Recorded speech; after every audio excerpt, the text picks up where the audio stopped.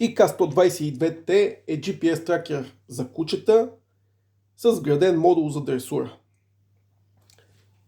Както е видимо, той разполага с два електрода, чрез които можем да респектираме нашето куче, независимо от разстоянието помежду ни. Поставяме контролна лампа и от приложението, което е изцяло на български, избираме настройки. След това избираме ниво на електростимулация, в случая нивото е 5 и натискаме бутона за електрошок.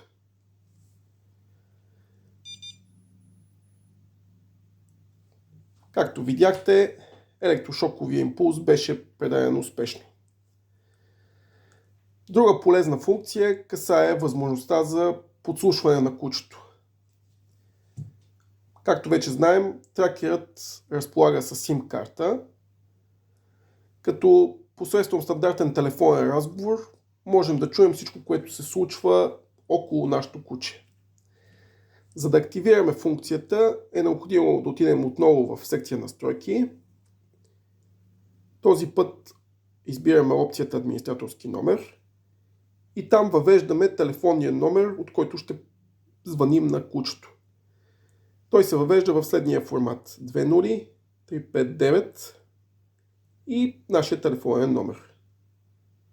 Потвърждаваме с ОК и изчакваме устройството да приеме командата. Така, сега единственото нещо, което е необходимо да направим, е да звънем на тракера и той автоматично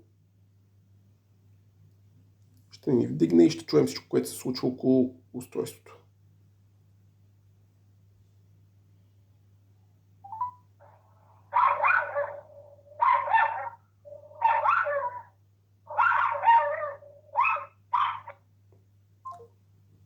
Както е видно, нищо не остава незабелязано и нищо не остава ненаказано.